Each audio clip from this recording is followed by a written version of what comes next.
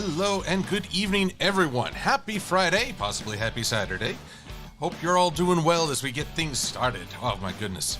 I've been away for 2 weeks from the YouTube scene, and though I do my best to check in and see what people are posting. So I'm just glad to see everybody. And that includes saying hello to a bunch of people both on YouTube and on the Twitch. So to start things off, I see Little Heart Raccoon, who just got their second shot. Congratulations and well done. I see Preston Cox, Trinary, whom had the immense pleasure of seeing in person at Everfree Northwest. I see Prince Apollo, and let's see, Kamodra Steel, Enderpup. Let's see here, just scrolling on down. Pokemon Fire Eevee, hello. And let's see here. Now, this is a screen name I don't quite remember. Riel. R-I-E-L. I don't know if I'm pronouncing that correctly, but thank you. And let's see here. Champ to stay. Good to see you. Oh, and got more people coming in. Ven Pai. Madison Kun. Hallie Hope. Inquisitor 751. Red Gnome 110. M488 Thunderbird. And Thaddeus Rischer. I just roll my R's. It's a thing. Hello, Battlecross. Now, over on the Twitch, is the Twitch behaving? It is behaving. I don't know if folks, well, when you're gone for 2 weeks, I don't know if everyone's going to chime in. Oh, but I see Hysteria Rogers, Rosefire, and Blue Griffin.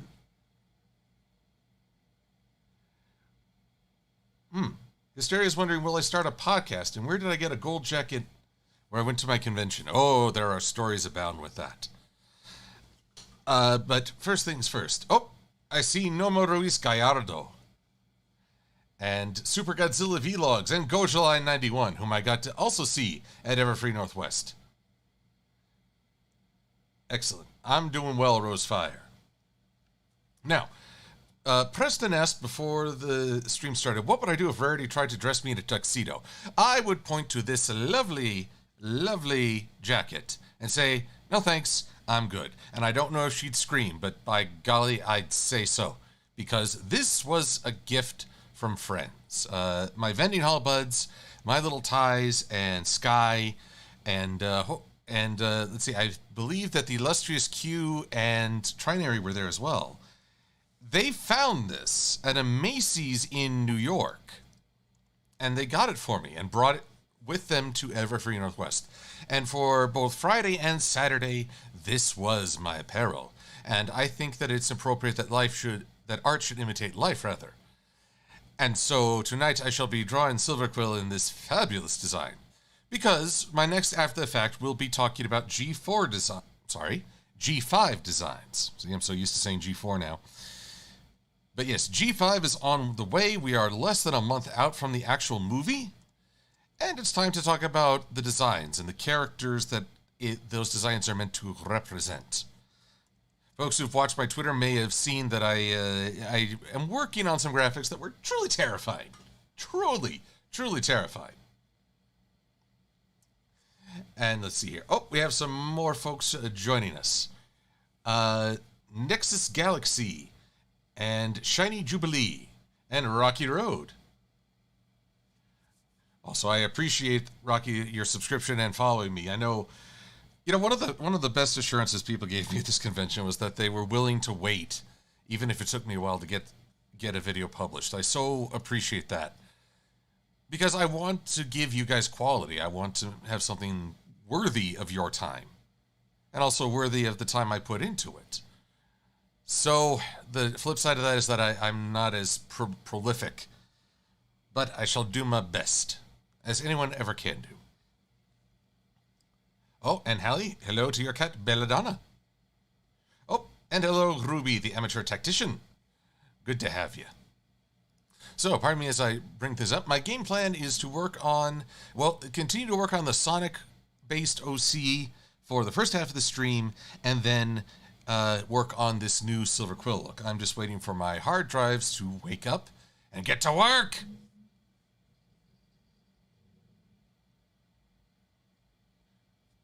Rosefire, I'm not sure I understand this question. How did you see in Everfree Northwest that is on the YouTubes? I didn't have to see it on YouTube. I was there, and hopefully... Oh, and Noah Harris is there. Noah, I also got to see at Everfree Northwest. Hello, Noah. And sorry, Ender, that's haunting my dreams as well. I don't want to give too much away. I'm going to make it even freakier if I can. Oh, yes. I'm going to make it freakier. Don't doubt that I will, because I will.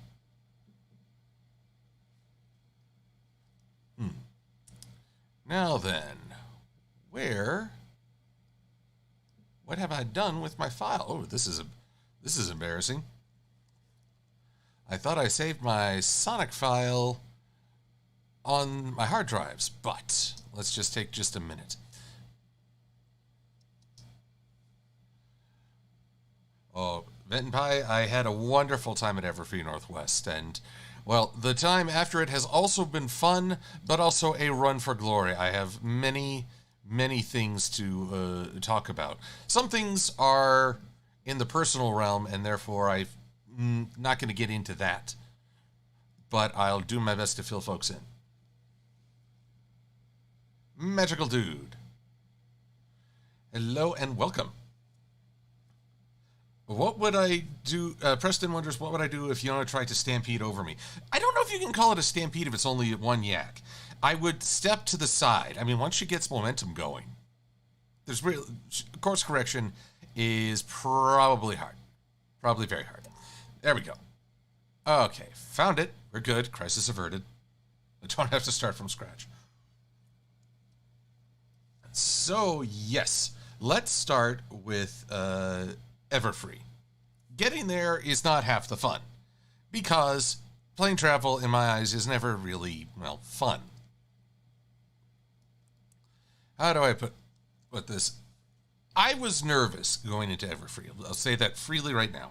I wasn't sure how many people would be there. I wasn't sure if I'd really even be welcome. There's always that uncertainty. I mean, I put it, life surprises you on a regular basis, but people were so welcoming and fun and kind and supportive. And so I had a wonderful time. And everyone I saw respected the mask rule. And I didn't hear anyone complaining about it. We all want to go mask free. We all want to know that this is behind us. But that is only gonna happen if people show responsibility and care for others. And people at Everfree did that. And guys, I'm going to say, I know not everyone here believes in vaccinations. I do. And I encourage everyone to get vaccinated. For no other reason than I want you to be around for a long time so I can see you at conventions, so people can be at ease at conventions. I want you to be well. That is the primary message with encouraging vaccinations. All right, so jacket story. Well, I guess here's the weird thing about the history of my jackets. This newest edition came from a Macy's. So did my current gold sequin jacket, but not the first gold sequin jacket. The first one I got was off Amazon, but it was a seller in China, and even though I ordered a double extra large, it was based on a different country's scaling. And so when I put it on, I found I had to hunch my shoulders forward to get it to fit. Now, at first I was like, okay, I can do this. And I wore it for a little bit, and I thought, no, I can't. No, I cannot. So I looked online again, and this time I steered clear of the official websites. I was looking for something more specialized. Lo and behold, on a barbershop quartet website, which I didn't even know was a thing, I found this perfect gold sequin jacket. It was in my size, double extra large, and it was perfect. It arrived and it fit beautifully. I still have that much smaller jacket. I'm not sure. I don't know if that would make a good charity auction piece. Now you can dress like Silver-Quill. Who would want that? Then I went to several conventions with that. It was quite the spectacle. Although I think my favorite was actually at an Everfree Northwest in 2017, 2018, where I went across the street to the Subway to get lunch. And I could see people in their cars. I was wearing it. Completely, totally unaware. No self-awareness to it. And I saw people just sort of staring. I was like, yeah, go ahead and stare. This thing is meant to be seen. I guess that's one of the wilder things that my time in the Brony fandom has taught me. I'm be less self-conscious than I used to be. Now, let's see here. Now, then fast forward a couple years to, I think, 2017. No, 2019. And somehow, I forget how I learned this, but I think it was through my friends. Macy's has another gold sequin jacket for sale. And no disrespect to the Barbershop Quartet website, though I'm not sure they'll ever hear this, it was even better quality.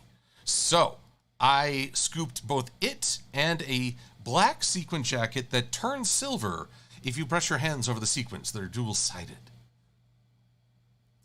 And that became my go-to and also my evening formal wear. Until my friends found this peacock-themed jacket at Macy's. I feel like Macy's is trying to cater to me. And I have no idea. Otherwise, there's some fashion designer out there who's like got me zeroed in. I would find it hilarious if I somehow inspired a fashion trend, but I kind of doubt it. So, as I get in to Everfree Northwest, I'm anticipating picking this up, but I don't get to see Sky and Igor, my little ties, and View, and my other vending hall buds until later in the day. My first and most pleasant gathering of the day is with Sweetie Bloom. She and her sister give me a ride in to Bellevue. I'm used to just walking across the street, basically, to the DoubleTree. But I gotta say, Everfree, no disrespect to the DoubleTree, but this was a high-end hotel, this Hyatt Regency. I am stunned by how awesome it is. And very posh. I understand if people held off for very understandable hesitation, but when the time comes to be back in full swing, you will not regret this hotel. I think it is an excellent venue. And there were some fun memories associated with that, but that's forthcoming. Let's see here. So I get to hitch a ride with Sweetie Bloom and her sister, who take me all the way to Bellevue, and I can't check in. Check-in's not until 4. I'm there at like noon. So instead, we do a little walking tour of the area and have some lunch at a food court at the nearby mall. And that feels unique. I mean, I haven't had food at a food court in a mall in forever. More than that, people were wearing masks, as did we, but it was just a very different sort of mall. I mean, I'll tell you true, most of the places I have are just big chain.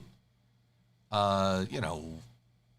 a Chipotle, Panda Express, which I never eat. I've actually had allergic reactions to that. And but this place had meals I'd never heard of, and everything is connected by sky bridges, which is really different. I've only used to one or two. So we pal around, and I pay for lunch because this is going to be a running battle over the course of the weekend. I don't mean for it to be a battle, but it is. Ugh, hands are so frustrating to draw. Let's see what I can cook up. Plus, Sonic's hands are very unique. Or rather, I should say the Sonic. Hally hope. But here's the thing. This was not overcooked or dried over. This was actually, I think it was called Freshies. it was actually very good, in my eyes, very healthy food. So that food court's got it right. I don't know how they set things up, but they got it right. Oh, I also found it kind of hilarious. There was a shop called Poison Bunny. Its logo is a skull of a bunny, cutesified, if that makes sense. But then I look on the interior, I expect something like a Hot Topic, but no, it's like polo shirts and a bit more, well, my speed, actually. I didn't shop there, but I was like, what? What is this? Your logo and your products do not match. So anyway, we get in, we start setting up, and that's where my friends, I get to see my vending hall buds, and they bestow upon me this marvelous peacock jacket, which is wonderful. And I wear it. Granted, I get a little hot in it because this was, well, it was pretty warm in Bellevue and hazy. I'm afraid the fires are still such a threat. Thoughts go out to all the people whose homes and lives are endangered by that. But I'm starting to see people. I get to see the illustrious Q Railway. I get to see Trinary. And it's all going well. It's all great to see people.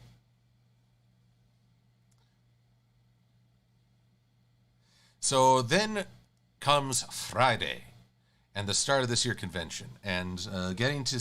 Okay, one, I'm behind stage as we're getting ready for opening ceremonies. So I get to see Thornwing practicing his opening song. He is in full kilt and a Scottish regalia as he's practicing singing This Is My Fight Song.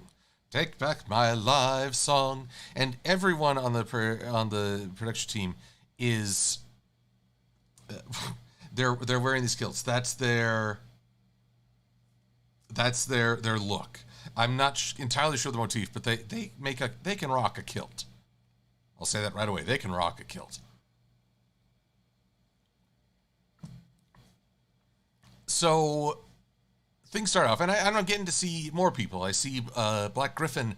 I see Dusty Cat and AC Race Best and Saber Spark.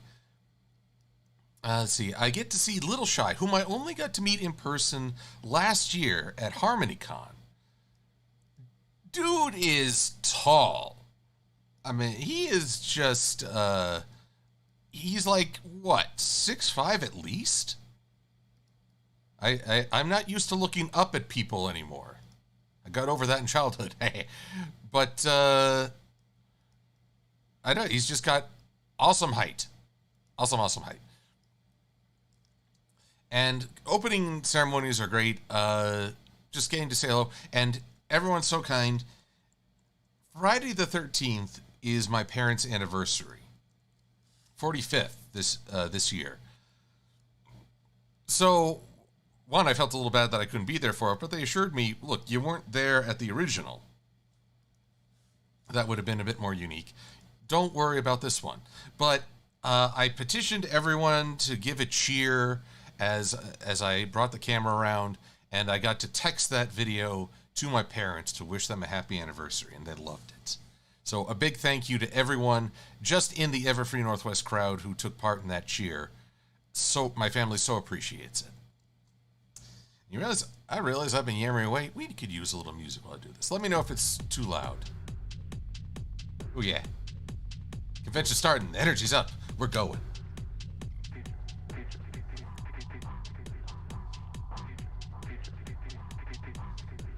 So let's see here.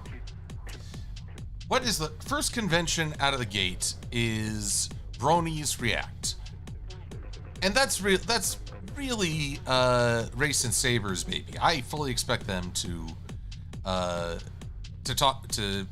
get most of the questions, take the reins. I'm happy to be a part, but I know I'm not the go-to guy on that. But folks ask me some really good questions, some really interesting ones.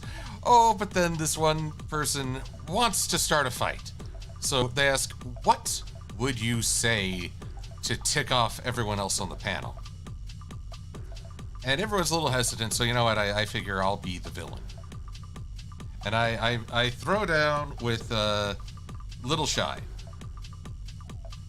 I say, and I mean this with total insincerity, that having Little Shy on Bronies React was as big a mistake as having Derpy in the show.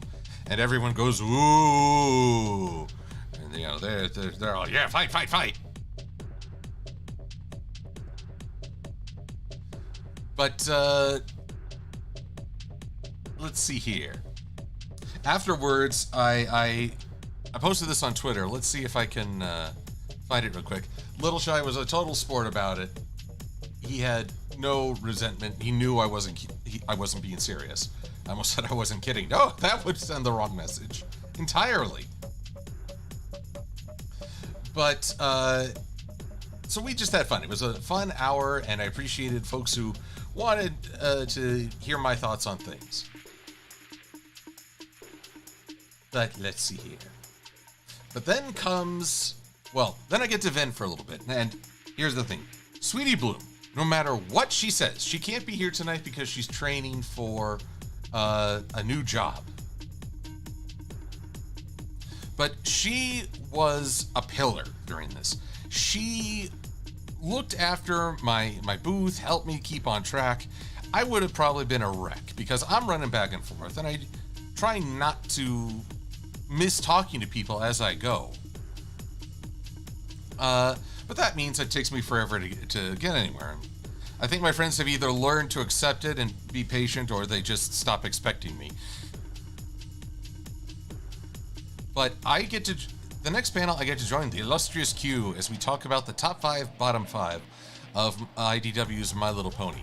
And curiously enough, a great many of both the top and bottom have to do with Andy Price.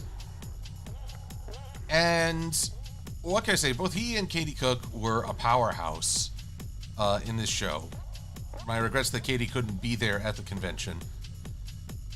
But, how do I put it? When people are really talented, I find that they go by extremes. You're never just consistently good or consistently bad, but when things shift, they shift in a big way. And that can be rough. But, so they are really defining elements of the IDW line. Let's see here. Just seeing, this makes him look a little villainous. Yeah, I feel like that makes him look kind of villainous. Gonna give him a unibrow. There we go. Actually, I need to give him eyes. That would be important. Silver Blaze, the shipping panel. Actually, gosh darn, I am getting my order out of line. The illustrious Q was after the shipping panel with Sweetie Bloom. We did the shipping panel, elements of shipping. And one, I gotta give a big shout out to both Thespio and De Wilstonator. Well, and Jasper Pye.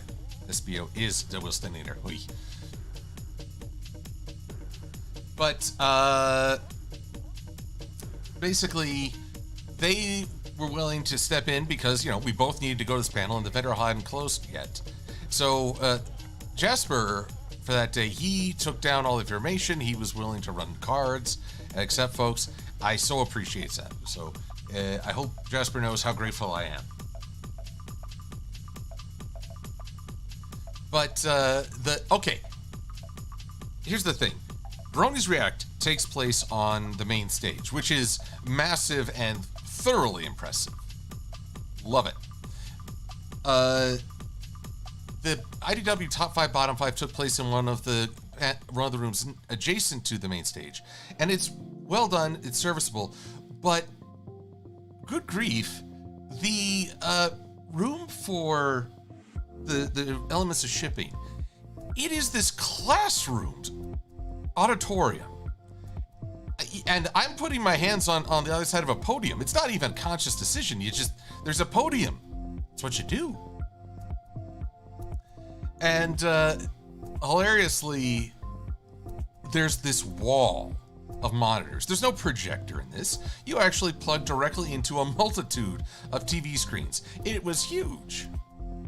So it made it all the more hilarious when I had a typo saying real love can only take place between independent, emotionally healthy individuals. Too bad it said real love can only take place between intendant, emotionally healthy individuals. And an intendant, we confirmed, is a person who works within the school system. So Superintendent Chalmers, I'm sure, can have real love someday. Who knows? But that was pretty hilarious, and even funnier when I thought to cover it up just with my chest and arms, and I wasn't tall enough. Wow, height was my Achilles heel at this convention.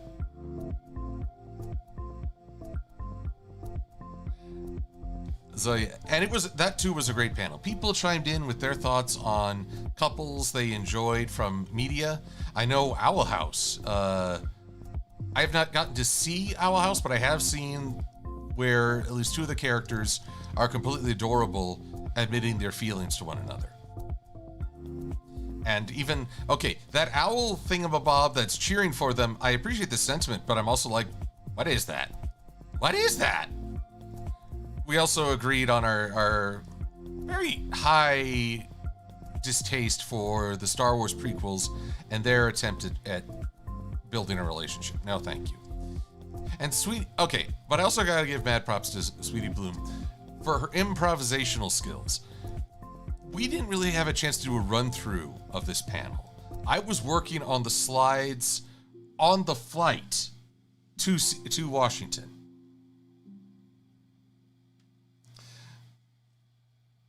So, she and I would play I would put forth the presentation and put up the signs, and she would go off it. She adapted beautifully. So, here's the thing. Sweetie Bloom might try to self-deprecate or say, oh no, I wasn't that good. Do not believe her. She was phenomenal. And it was a wonderful time with lots of feedback by all, as was the IDW panel. Which, okay, I admit my memory is not totally reliable and time flow, certainly. But I remember great positivity on all things. And let's see here. Now, at this convention were also my collectible card game friends who run their own room. There, got through it eventually. And so I got to enjoy dinner with them on Friday and Saturday. But the Thursday and Saturday. But on Friday night, I got to have dinner with my YouTuber buds. So there was Lightning Bliss, DeWilstonator / Thespio, Jasper, Sweetie Bloom, a Dr. Wolf. 1, 2, 3. Yes, 1, 2, 3, 1, 2, 3. So we all kind of crammed in to this booth at oh gosh, what was it? 31 gold? Anyway, I'm just trying to think because there were moments I got to make everyone laugh, which is one of my proud moments. I also made them groan from puns, which is also a proud moment. I'm not picky.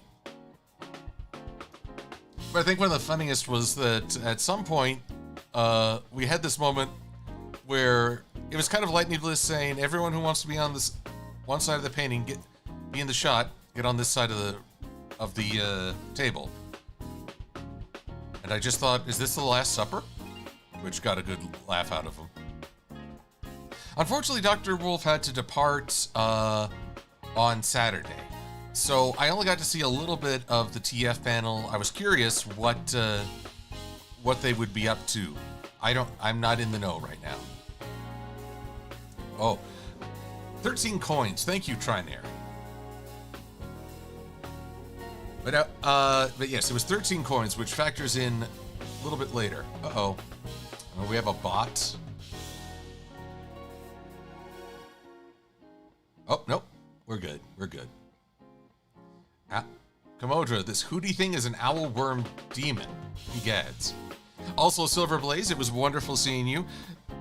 Silver Blaze was part of was at the shipping panel and a grand contributor to the discussion. So, and I had just the pleasure of chatting with them over the course of the weekend. let's see here. Whoop. Nope, that's not going to work. So, but we're not done with prep yet because good gravy, I'm working late into the evening for my next panel, which is After the Fact Live, which I did record and need to edit and put up on YouTube. Edit in that, basically I tried something different. I didn't do any on-screen text. Focus on that for the shipping panel. Instead, I tried just going with images and talking through on the stage, which, my golly gosh, being on the stage by yourself, the main stage of Everfree Northwest, slightly intimidating. And then they turned the house lights down with a backlit illumination. Makes the screens very visible. But from my perspective, the audience has just become silhouettes. And I think, you've been called before the committee. I don't even know its name. It's just the committee. So, my goodness. Rustic Rails, another person I had the joy of meeting at Everfree. Rustic expressed great interest in learning vectoring. Oh, you're at work. No worries. Talking with Rustic made me realize that while I enjoy doing these art streams, I don't really talk through the process of what I'm doing. That might make a good video, just record myself doing vectors and going from there. Now, Trinary, what are you up to? You were already a huge support at the convention. And now he's donating me on stream. I mean, really, Trinary. This is part of the generosity feud I seem to now have with my friends. So, moving onwards. So I get to be part of this presentation. I get to be the presentation, talking about Wonderful Academy. And folks, chime in. I want to make it clear, I appreciate when folks share their thoughts. There are times I have to say, oh, hang on, I can't take more questions because otherwise I'll never finish in time. We had a slightly late start just due to some setup technicalities. But I always appreciate when people are willing to chime in, share their thoughts, interact. This is not meant to be a passive event. If I'm just standing up there lecturing everyone and hoping that people enjoy my jokes, that's not half so good as when I get to play off the audience and have that real person interaction. Granted, I still had trouble seeing faces because everyone was suddenly the committee, but I heard your voices and I recognized them, which was wonderful. And then I get to dash back and have some fun with the at my vending table, and then I dash again because it was whose line is it anyway? 2-hour panel. Dusty did a fantastic job, hosting. Everyone was awesome on the panels. Claire and Gabe and Race and Saber, all funny, all energetic. And let's see here. We had an extremely talented musical guest. Let's see here. Whose line is it anyway? But I need to be. Dang it all. I know this person. I got to compliment. I didn't get to talk to him very much.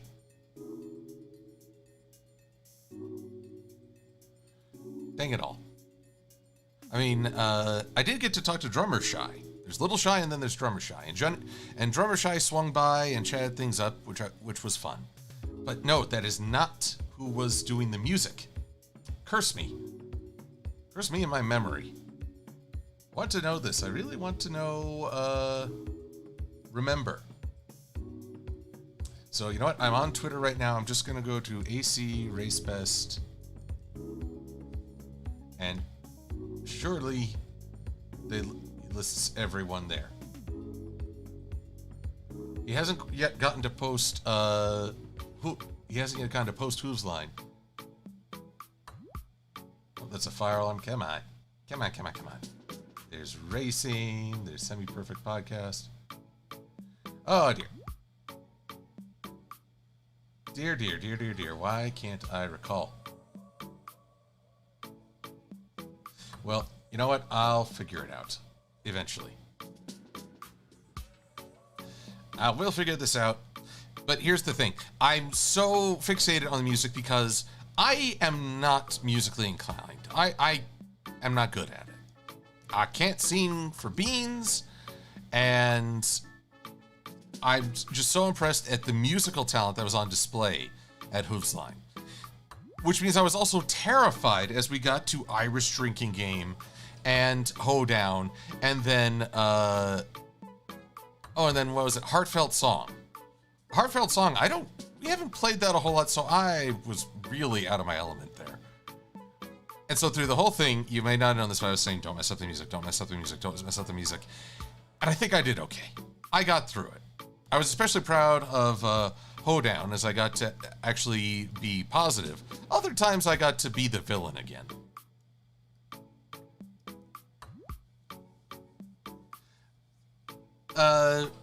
Let's see here. Slight diversion as I answer some questions. Silverblaze wonders, watching my very first video and wondering where the hype train came from. And I think it's kind of fun to reminisce. As far as I know, I never saw the hype train in person, but it may have been influenced, it's kind of hard to recall, by both Battle Bones of He-Man and the Masters of the Universe. It was a carrying case.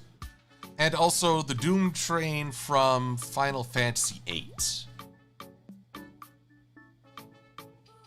Yes, Rustic Rails, you must go and, well, let's see here. You can watch either my very first video, The Princess Paradox, or my most recent G5 is coming, where I feature it. My hype train. I don't feature it very often. Mostly because spoilers tend to get in the way of hype. It's very frustrating. But yes, it is the most metal train I could think of, which is kind of funny because I made it out of bone. But hey, I had a ton of fun at Hoofsline. Unfortunately, I don't get to see a lot of Race and Saber outside of panels. They've got their crew, they're running, doing stuff, doing any number of vlogs. Me, I'm back down to the vending hall, and again, having a fun time. Selling my Silver-Quill hacky sacks, which the tests went really well. I sold out. And they were even more fun when I added woogly eyes. Woogly, woogly. Let's try to brighten this up. Give a little bit of a different skin tone here. Skin tone? Flesh tone. That's a better term. But yes, woogly eyes make everything more awesome. I highly recommend you have a pack of woogly eyes with you.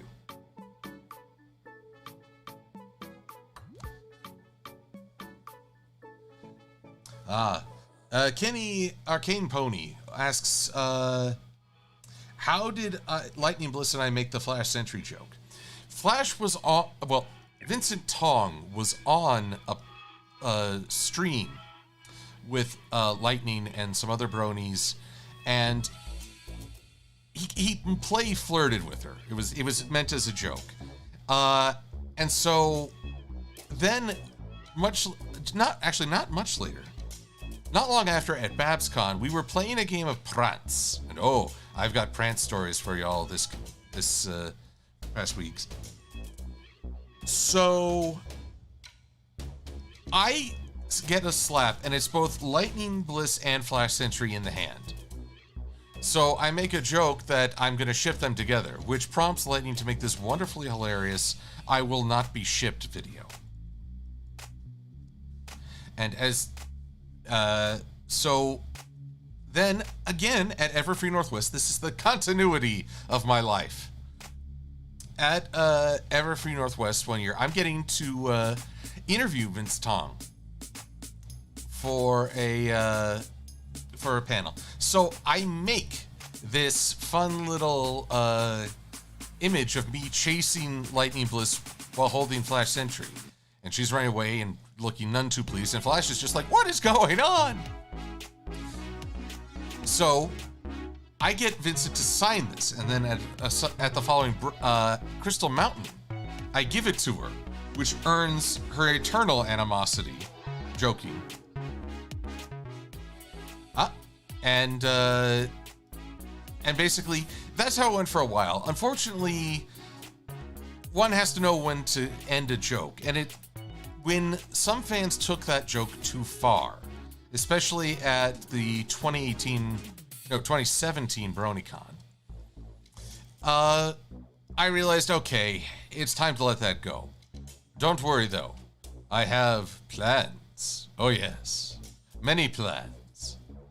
One of the benefits of these conventions is that I learn what else I can do to drive my friends nuts. Turns out getting the check is one of them. But that comes later. Actually, yes, that comes later. Because fast forward to the evening of Saturday evening. It's been a wonderful time, but I am thoroughly pooped. I mean, after all, it's been both, I had both my own panel and Bronies and Who's Line and vending, and I got enough sleep. Believe me, Sweetie Bloom was making sure I followed 621. Don't you doubt it. But really, I was plum-tuckered. Very plum-tuckered, in fact. So when I find out that an alarm is going off, it turns out that there was a fire alarm in 13 Gold. At first I feared someone had foolishly pulled a fire alarm in the middle of the gala, which would have been hugely disappointing because my friend Will, he was doing a great piece. Black Griffin was doing a set, and I know Nora Mermaid was loving it. But no, it was. I've heard varying accounts of what triggered the alarm, but it had nothing to do with the convention. But folks went out into the courtyard in front, and they started singing songs from the show, and everyone was respectful, well behaved. Granted, you can't be quiet, but who's going to worry about quiet in the middle of a fire alarm? If anything, I think you should cause a bit of a ruckus to make sure everyone upstairs knows they need to get out. Not screaming and panicking, but letting people know that there are people gathered in the courtyard.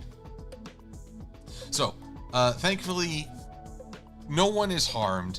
Reportedly, something went wrong with the freezer section of this restaurant. It triggered their fire suppression system and thus led to the alarm. That's why it was no one's malicious intent. It was just caution. And I will never fault caution. So, now, the evening does carry on, but not in a bad way. I get to hang out with a bunch of friends and we chalk. Bronny Bucks is also there, and I was getting just to chat with him. So we hadn't been able to include him in the dinner the night before, but it was so much fun just to chat. I had gone to the Prance tournament, which I gotta say, folks is scary fast. Scary fast at these Prance tournaments. I mean, if you've ever played War or Egyptian Rat Slap, you know something of the rules to this game, but it involves slapping on cards and putting cards down as quick as you can, and folks are just going bam, bam, bam. It is amazing to behold. And as there's talk about doing commentary, I just think, oh, I don't know if I'd be any good at providing commentary. I see the contestants have brought hands. That is a very practical choice for this game. I notice they're also playing on a table. It's a very wise choice as a flat surface. They are using slap, which is a verb that means to strike. Yeah, that'd be the depth of my insight.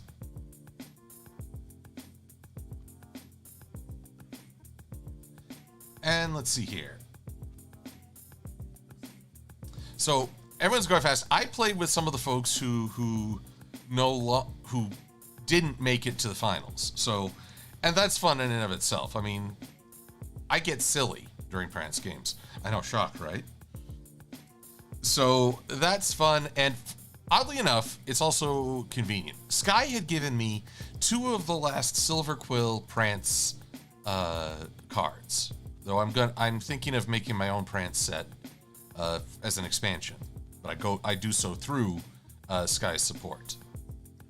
See, he's the creator there. But he gave me the last two, and two players would really like to have those cards. So I say, oh, sure, come by. And that wouldn't have happened if I hadn't gone to this tournament. So I guess if there's ever a moral I can provide from my time at conventions, you never know the positive things that can happen when you just go to an event, maybe totally unrelated. The event itself might not be great, i.e. I wasn't part of the contest, and I'm not the swiftest prance player, but I had a wonderful opportunity to meet people and chat and just hang out, and to connect them with these serendipitous cards that Sky gave me. So I guess this is the funny thing, guys. We never know what's going to happen at an event, but that's part of what makes an event fun. And I understand if you're feeling hesitant about something, completely human malware unrelated. I felt the same way, especially in my teenage years. But I could say take a risk. I think more often than not, you'll feel satisfied, or an opportunity will arise. Don't know what form it'll take, but it'll be more than you think, and you can do it. You can do it. Let's see here. Rustic Rails clarifies, they were de-icing the freezer with a chisel. Apparently hit the fire suppression pipe, resulting in drops of PSI triggers the resulting drop in pressure triggered the alarm. So, my goodness. Now, I don't know how 13 Coins could have responded to that. I'm not a restaurant owner. I don't even know the protocols for that situation. What I praise is that the fans reacted well to it, and my praise to everyone at the convention for how well they handled that.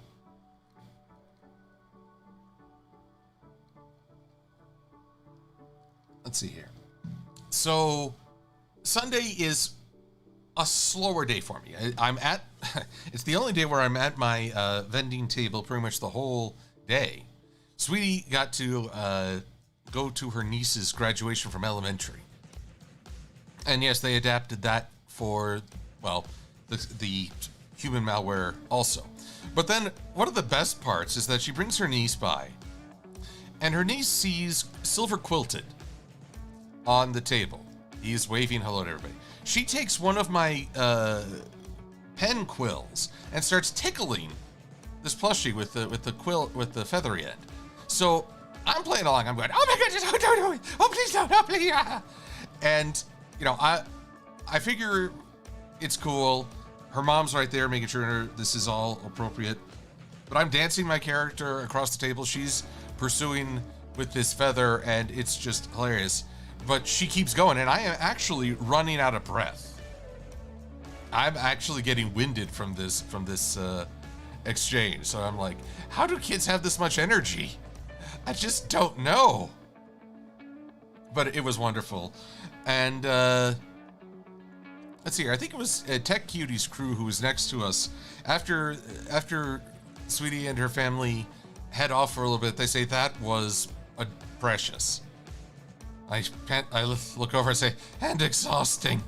But it was great. I loved it. It actually reminded me of some kids who played with Silver-Quilted at BronyCon as well. Though for some reason, kids always seem to attack Silver-Quilted. I don't know why. He just seems inherently attackable, much like his owner. So that was great. Now, at Breakdown, unfortunately I didn't make it to closing ceremonies. I wasn't sure how Breakdown would go. I would love to go back next year and be a part of closing ceremonies, as I was the previous Everfree. But I'm so grateful to Trinary and Brawny Buck and Sweetie Bloom, who stuck around and helped me get this going. And my friends, Grandpa's and Cheese from the card game crew, they went and got a Hotel Dolly. Jitney? I think that's the term.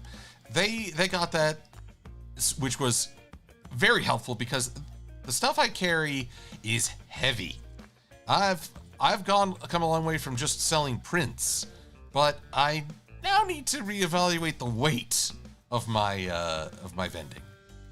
But all these good folks, they help me out and get things and we get things situated, and so we're cleared out in good order. And then I get to treat. Oh, I get to treat, but many of them curse my name. We ended up going to the Cheesecake Factory that evening, but we had an hour and a half wait. And again, I want to thank Trinary. He understood that I wanted to connect with my YouTube buds, and so he was stepped aside for this. And you gave us a special gift, Trinary. I can't thank you enough for giving the freedom to talk about things that only the YouTubers can really talk about. You gave a great gift to everyone that night, and I'm so appreciated. But this comes with a declaration. I would very much like to have a meal with you at the next convention we're at. I don't know which that will be, but I'm very grateful to you. But then I stole the check. I paid for it while everyone else was having the tail end of dinner. I went over and I warned the waitress that we like to fight for the check, and I'd like to pay for it now. So, Sweetie Bloom kicked me, called me certain names because I snuck, and I learned Lightning Bliss really hates it when you're generous to her. So I am going to kill her with kindness if it's the last thing I do. Wait, did I say Sweetie Bloom? I said Lightning Bliss, I think. I'm a little scatterbrained. So that was grand. Now, diverting for a question.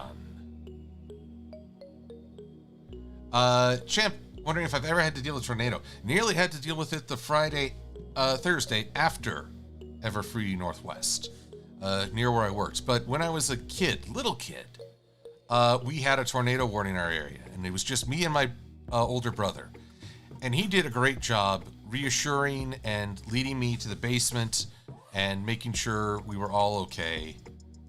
So, my brother and I quarrel when we were kids, but he always had my back and was an awesome big brother. I am very lucky to have him in my life, which is why it's very fortunate I got to celebrate his birthday the Sunday after Everfree Northwest.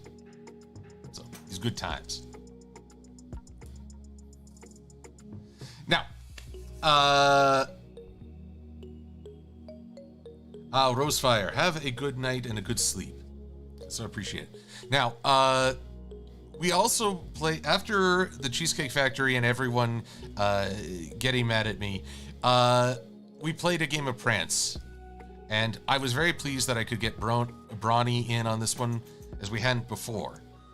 And it was the whole YouTube crew. They also showed me the Trogdor board game, which I'd never played before. It's fun.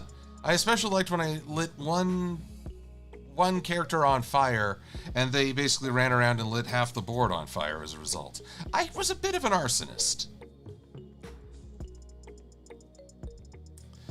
But anywho, and then, now I didn't get to see a lot of my buds from the vending hall, Sky and Igor and View, because we were in different aisles.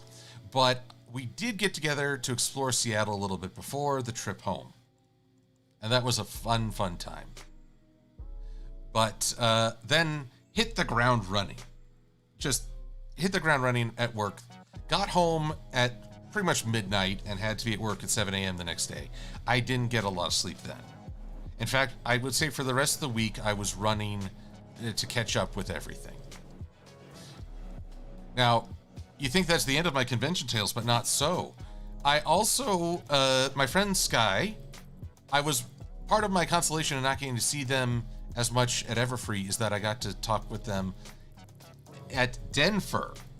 There's a convention, a furry convention, and Sky was vending there, so I got to go down and help out a little.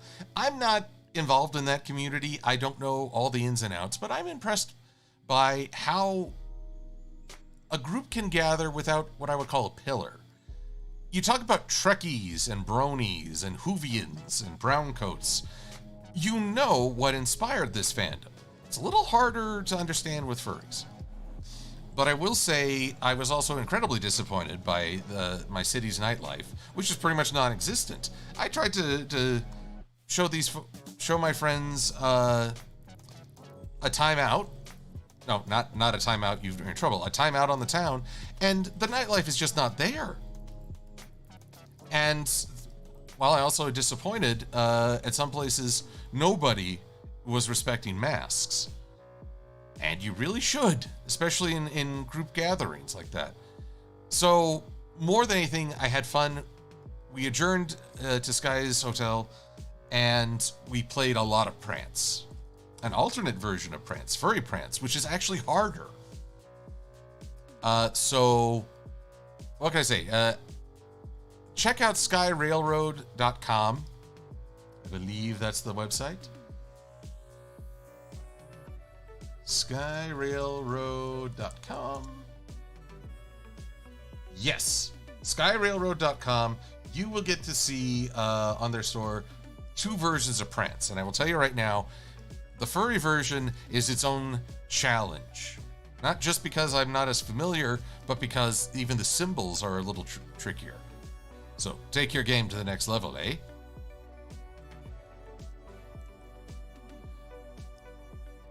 Let's see here. Yes, Silverblaze, I live in Denver. Denver.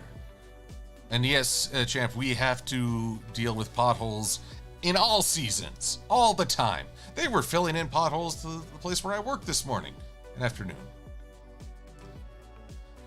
Now, let's see here. Gojuline wondering if I've seen Godzilla Singularity Point. I have not, because the last Godzilla anime, those movies, was very disappointing. I don't usually sweat the humans in a Godzilla movie, but when they're that boring and actually unlikable, yeah, we have a problem. It's the same reason, look, Godzilla vs. Kong. Love the monster fights, hate the humans. So frustrating, them humans. So no, I haven't yet watched that anime. I'm not sure if it's getting better reviews.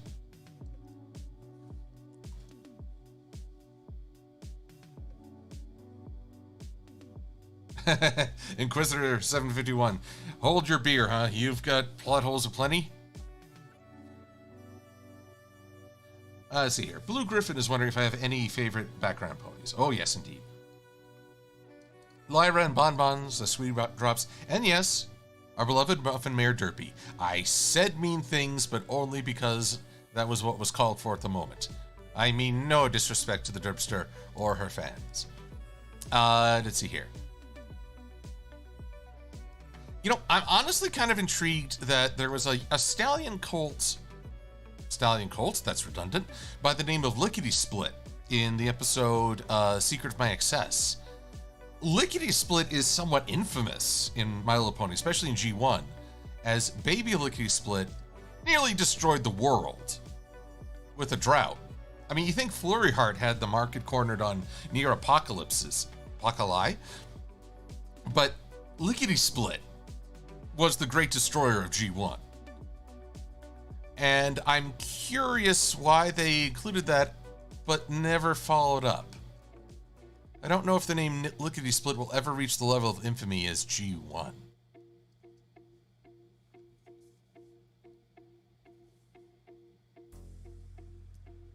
And also, there's a Sweetie Belle and Rarity in the chat. Excellent. Noah, if I had to deal with Cruella de Vil, depends on which Cruella. I mean, I watched the live-action Cruella and enjoyed it, but I can't reconcile that Cruella with the original animated Cruella. You could say, oh, she's a psychopath or whatever, but truth be told, she has a far greater nobility to her and honor than the Cruella of the later movie. I don't yet see how those two characters can be the same. It seems more like an alternate take. Much like, what was it, Maleficent. Very different character in the live action than the cartoon. Animated, I should say. Cartoon sounds a little dismissive. An animated film is a very different beast. Now, let's see here. I'm looking at this here Sonic-inspired OC, and I'm not digging the face. I'm looking at the various Sonics. Are these the ghosts of Sonic's past? So let's see what happens if I extend this flesh tone a little further. Yes, reduce the chin.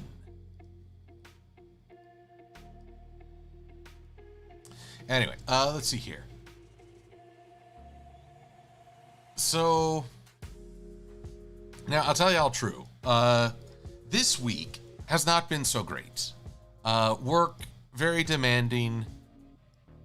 Lot of exhaustion. I'm kind of grateful that this weekend I'm just keeping it to close friends. It's part of why I don't have a co-guest star tonight. How can I put it? Oh boy, wow, I'm really searching for words here. It's not that I don't want to talk to people. I'm enjoying what we're doing right now so much. Also, hello, Jude 3300. Good to see you. But a part of me is peopled out. I have talked, I have interacted, and I am still at heart an introvert. This is a different pace than at a convention. It's a bit more relaxed, and I'm very grateful for that. I have had the most wonderful time over the last 2 weeks visiting people, but I'm grateful for a weekend where I can be a little slower. But not too slow. I've really only got until the movie debuts to talk about the G5 designs. Otherwise, well, then I just want to talk about the G5 movie. So, as soon as I get this little Taya highlight going for this Sonic character, I will check in with the owner of this OC and see if I'm going in the right direction. I may end up revising a bunch of stuff, but we're getting there. Also, next time I work on this, I intend to show you all what this character is holding. Yes, but okay. I like the face a little bit better now. I think it's looking improved. Rustic, have a wonderful evening and a good day at your work.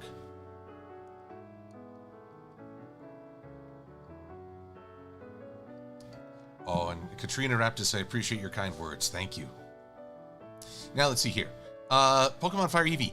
I have heard of Maleficent. I have watched reviews of Maleficent. I have not seen Maleficent, which is an oddity. But let's be fair. I appreciate that we've managed to go more than an hour without bringing this up, but I have not yet seen Hamilton. I believe that was the elephant in the room with me and Sweetie Bloom. I must get myself Hamiltonized. So, by that same notion, I haven't made time to see Maleficent. I guess part of me is curious about an alternate take on a character. At the same time, Maleficent was the Disney villain. I mean, I recall the Nostalgia Critic, he highlighted the devil as the greatest Disney villain because it's the devil from Fantasia. But Maleficent was number 2, just by a little. You know, the devil barely squeezed ahead of Maleficent. And the animated film Maleficent so loved being evil, it's hard to top that.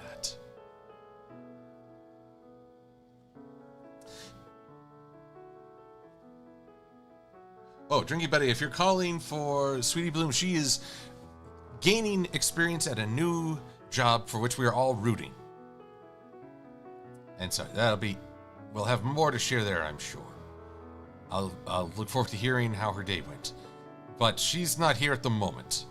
So that's why I'm not getting chewed out for A, sleep, B, Hamilton, C, whatever I just said. Because I can tick people off with what I just said. Doesn't matter what I just said, I can do it. And yes, I will still try to pay for the check. Always. Let's see here. So, man, I've spent an hour recounting the great joys of the past 2 weeks. And you know what? I say I had a hard time at work, demanding time. Getting to recount that with y'all helps recharge the batteries on its own, so I thank you all for hearing me out. But now, let's see here. I just have to go over to Vecteezy. I did not take the time to download a Vecteezy image by Holly Molly. Although this one does require a credit to use, but thankfully I have a little stock of those. Never afraid to pay for resources if it helps me also be creative. There are times, however, where I have to question the cost, which seems prohibitive. One of my greatest complaints is academia.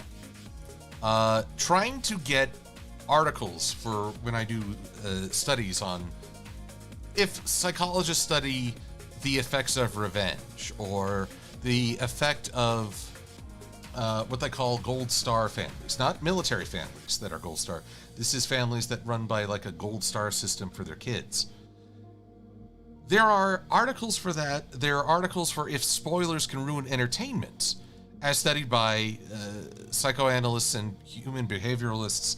Problem is they cost money to access. And I'm not talking like a few bucks. It's an investment. Prohibitive in my eyes, which I don't understand why you'd keep a stranglehold on knowledge. It's probably one of the greatest things I would fault of academia. Not my hero, academia. After all, everyone on Deku and his crew, you can at least read for free on the Shonen Jump website once per week. I'm loving where they're going with that right now. Now there was an earlier question from Champ. The most wholesome ship I've ever seen in a cartoon. Wholesome.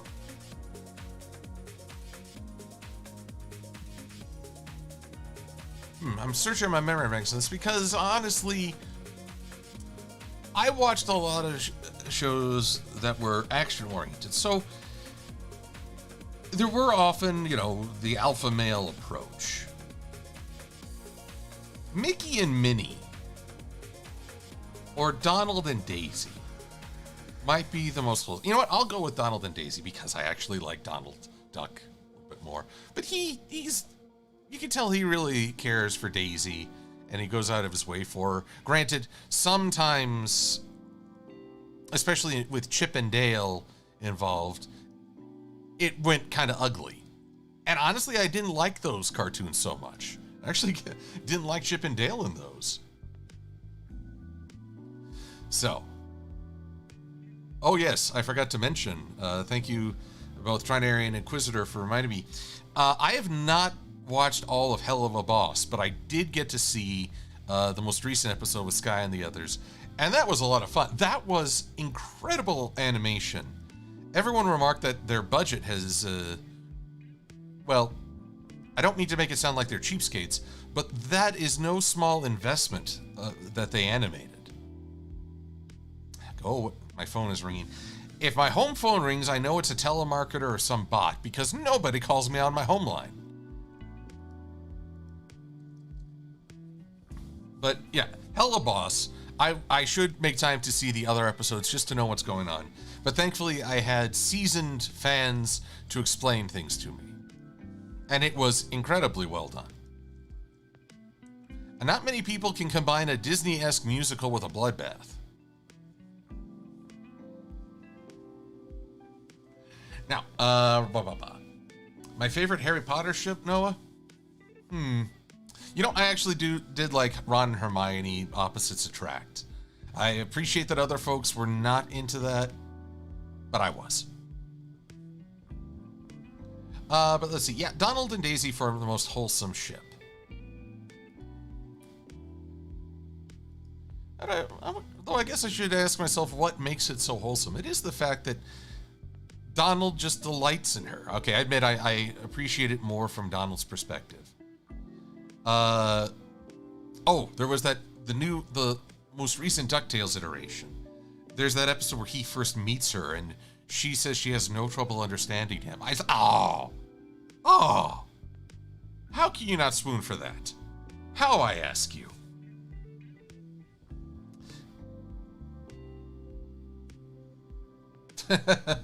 Phantom Master, how would I feel if a Phantom was chasing me with a fork and knife saying, "Here, little chicken, time for dinner"? You've described a Tuesday for my character. You think being part poultry is not a health hazard in Equestria? Or anywhere in the world? Oh no, I am the daily chicken run. You can even put a song to it.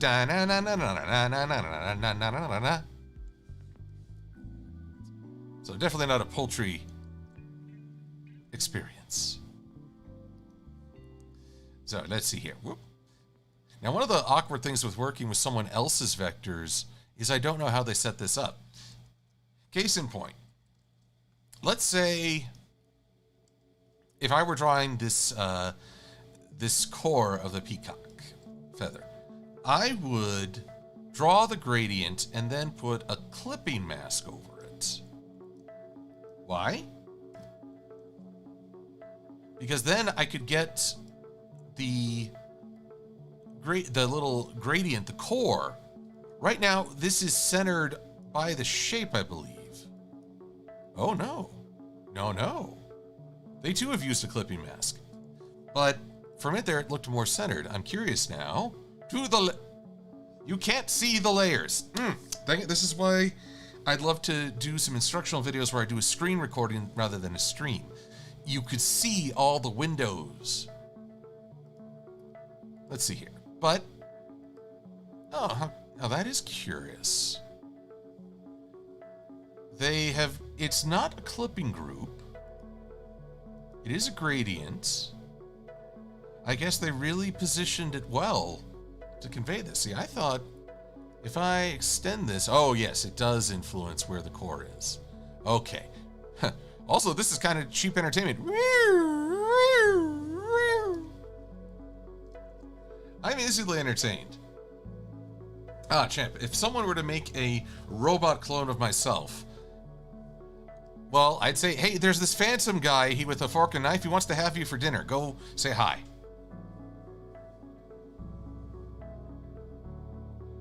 Ellie, I do have a peacock feather at home, but I need to draw this. And this requires just a little bit of modification so that I can have my full splendor.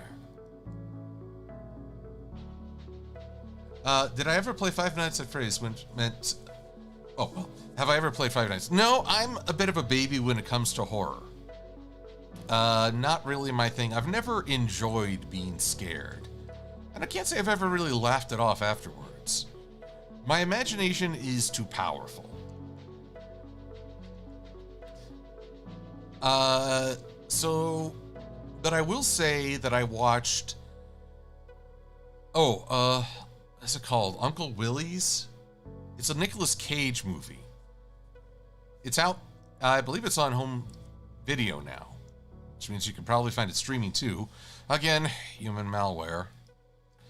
But it's basically Nicolas Cage as a grizzled fighter who's in a Five Nights at Freddy's, but he is far from helpless. In fact, it's amazing to see what he does, and it's practical effects. So, I don't want to give anything away, but Uncle Willie's. Just do me a favor, and if you have to search for it, make sure you type Uncle Willie's Nicolas Cage. Should be a safe search. Please be a safe search. Willie's Wonderland. Thank you, Kevin.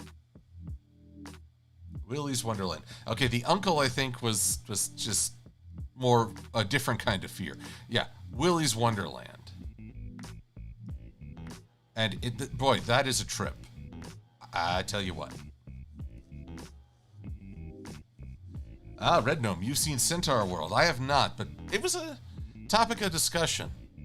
And I've also seen Mad Munchkins mentioning it. She did a review, so further intrigued. Oh, now, Preston Cox asked earlier if I'd had any after-the-fact ideas. I have one, everyone, but it's not pony-related, but I'd be curious to get your thoughts. A lot of folks are talking about the newest He-Man, well, no, the Masters of the Universe sequel. It is not really He-Man.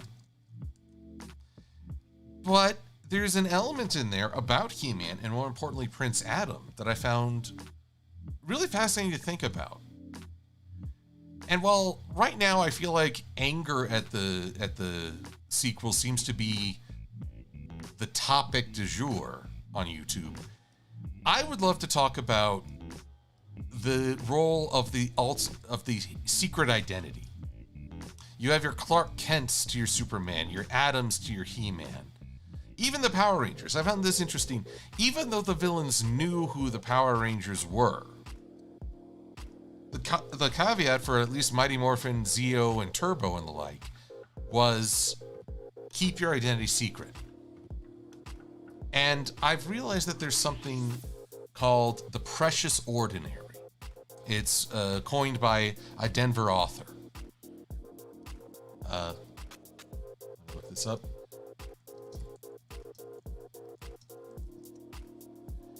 Precious ordinary 5280.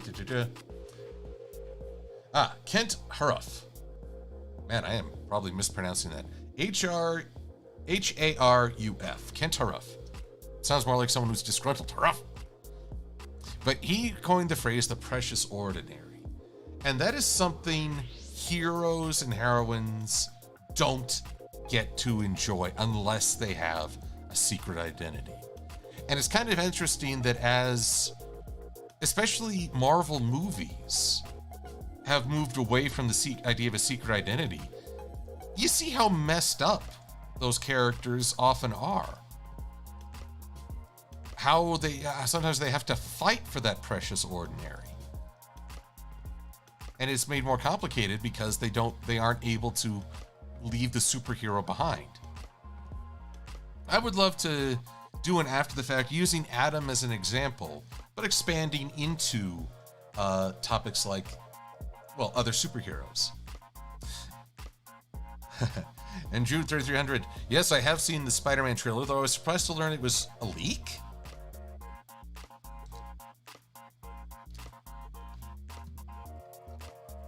Yeah, from what I hear, Spider-Man was a leak rather than an official trailer. And yet it's all over YouTube. I mean, there's no avoiding it, as far as I know. Like I say, I have been looking, thanks to everyone's feedback on Twitter, when I asked about leaks that you've experienced in the last decade.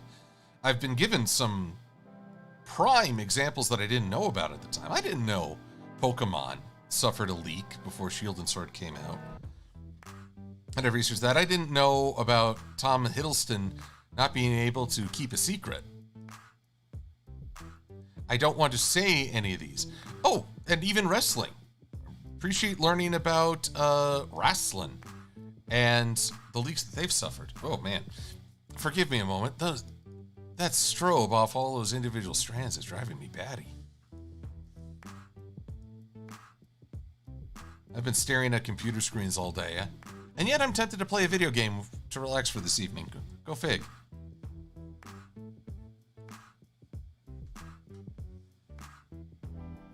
Okay, so... Uh-oh. Did I lose the stream? Oh, we're okay. Yeah, apparently it was... The trailer was at first a leak and then officially released, so... The thing about leaks these days is that it feels like they're the norm rather than the exception. I'll give you all an example from way back. In DC Comics, there was an event where a hero was supposed to become bad and become, I think his name was Overlord. But the identity of the character who was meant to turn got leaked. And this was not an easy internet leak. This was when word of mouth and publications was the more go-to.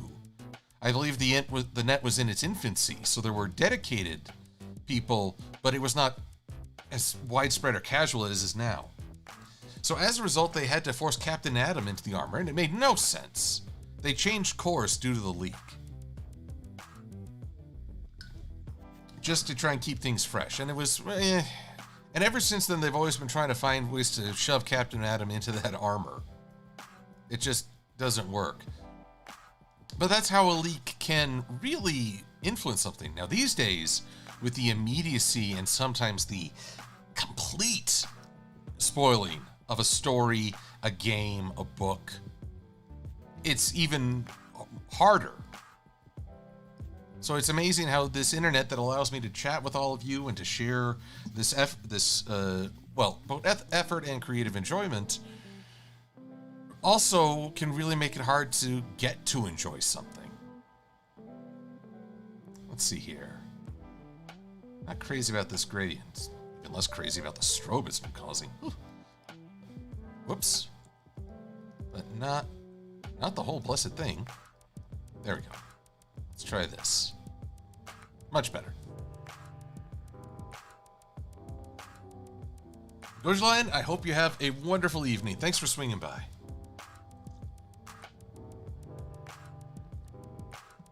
Now Jaden Lawson, I appreciate you chiming in on this because it is a point of debate.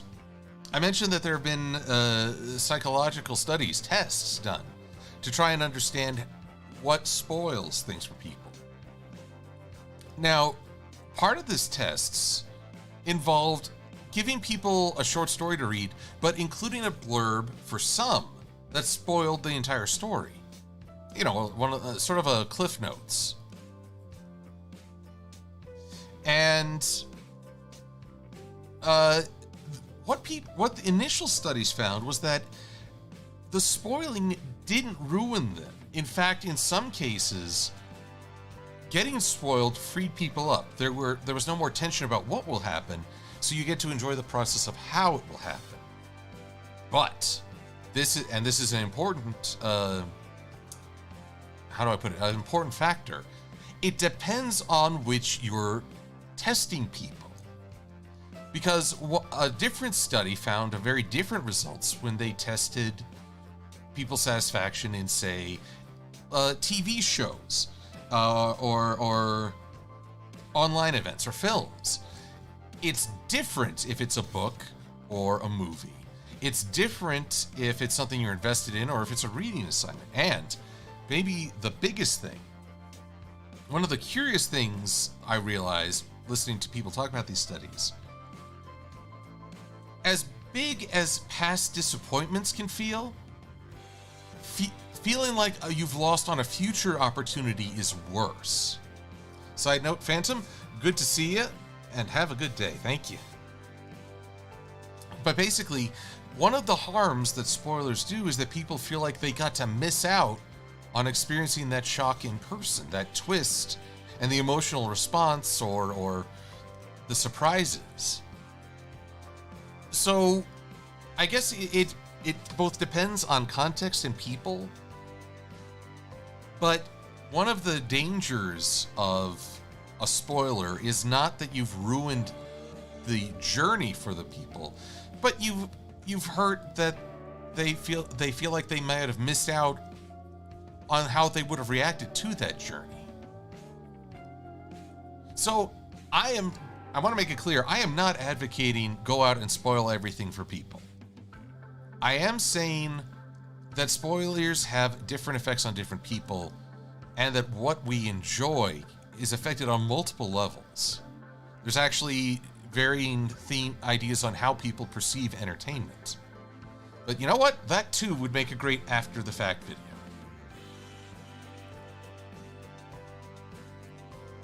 Yes, having a twist spoiled can be worse. Although, let's be honest, I mean, if someone tells you who Rosebud is, or the ending of the original Planet of the Apes, that's almost become the point of satire now. I remember an episode of Freakazoid where they acted out the Darth Vader to Luke Skywalker scene. Now, suppose you'd never seen that. It's impossible if Freakazoid spoiled it, but you can't be mad at them for doing so, given how long it's been out there. Oh, Jaden, you think my voice is soothing? I appreciate that. Hello, everyone. All right, so, yes, okay, there we go. 2 after-the-fact ideas, not pony-related. But, you know, I think it's good to branch out as well. So I hope you would all walk with me as I explored these ideas. But first things first, G5.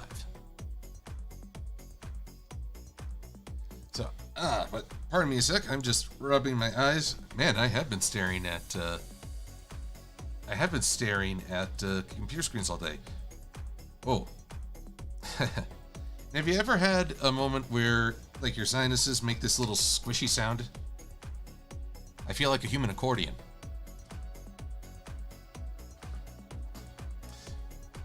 Oh, Blue Griffin, you're back from a computer freeze. Well, welcome back. At the risk of sounding selfish, I'm glad I haven't suffered similar. Knock on. Oh God, I don't have any wood to knock on. Bookshelf, save me. But that's why you save. And I've been rather reckless in not saving this sooner. So, again, I try to emphasize this whenever I can, even when I fail to follow it. Save, save, save, save, save, save. A few seconds of saving will rescue hours of work. Discord, Evangelion, I like your idea. Discord turns Silver-Quill into an accordion. That sounds terrifying. You know, Trainer, you raise a good point about this. This jacket is wonderful. I love it. But you ever try to mark the detail in it? I feel like, much like a peacock, it's dizzying. It is playing with my eyes.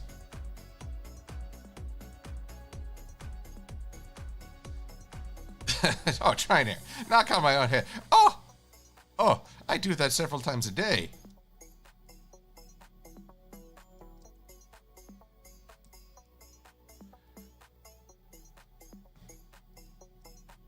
Let's see here. Where in my silence is a... By the way, I haven't really checked... Oh, Dragons versus Unicorns. Which sounds awesome. Thank you for joining us.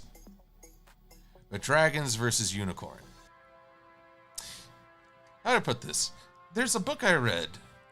Was talking about dragons. It introduced the idea of Draconida, which is a gem in dragons. I've never heard that explored, but it's actually very similar to the idea of a unicorn horn.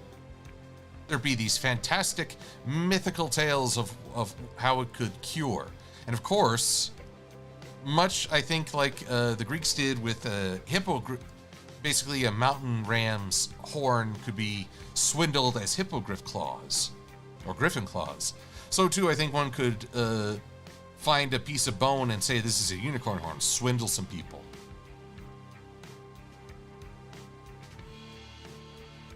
Oh, now, Nikki W., you don't make me choose. Dragons versus unicorn and I declare a winner? Perhaps it's more accurate to say, when a dragon fights a unicorn, we all lose. Especially if that dragon is Twilight and Spike. Of course, then it'd be Alicorn. Although, I have a challenge for you all. Go back to any footage of Celestia's throne room. This is back when it was a singular throne. Luna, it wasn't quite the movie setting yet. Look for a stained glass of the globe and tell me if those continents depicted don't look like a unicorn and a dragon.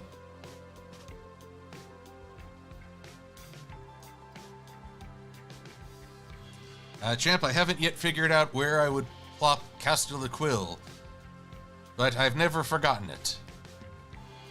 Though, honestly, I haven't gotten far beyond my uprooted review either. Now, let's see here. Although, who was it? Hallie Hope saying Dragon Course. You know what you're making me think of now? Escaflowne. I love that anime. It's one of my favorite animes, and it has one of the best themes. So, if you haven't watched that Vision of Escaflowne, do not watch the dub. The dub did weird things. It was trying to make it kid-friendly, and it's not a kid-friendly... Well, I mean, it has friendly elements, but it's also pretty heavy in places. No, watch the proper Japanese. And if you watch it, dubbed version, but it's the official DVDs or translations, that's cool. Don't watch the Fox Kids. Why am I even warning you of that? That was when I was in college. Is that even available online? I mean, it was awful. Don't get me wrong. But it's kind of funny that you can become nostalgic for awful. You can become nostalgic for awful. But then you watch it and you're like, yeah, maybe this is sweeter in nostalgia. Yep, Red Gnome's got it. Don't watch the 4Kids dub. Then again, I don't know if anyone's ever spoken truly highly of the 4Kids dub. Great for comedic awfulness, not great for actually celebrating the creative work. One Piece. Oh man, what else did they dub? Yu-Gi-Oh? Yeah, they did Yu-Gi-Oh. Now granted, we might not have Brooklyn Rage if not for that, but at the same time, again, that's taking lemons and making a lemon pie to smack in someone's face. Ah, Hallie makes a good point. 4Kids dub is great for a drinking game. And Nexus Galaxy is correct. 4Kids was indeed something. Something indeed. Although, going back to Jaden's compliment about my voice, I saw, it was just a quick flash recommendation that there was a Bob Ross documentary on Netflix that sounded more contentious. Bob Ross was the calming influence. I mean, with everything going on in the current years, I would almost recommend him as required viewing just to chill out. His voice was so soothing. A part of me doesn't want to know if there the contention behind him, because that might make it harder to watch Bob Ross. And I agree, Blue Griffin Escaflowne was a classic.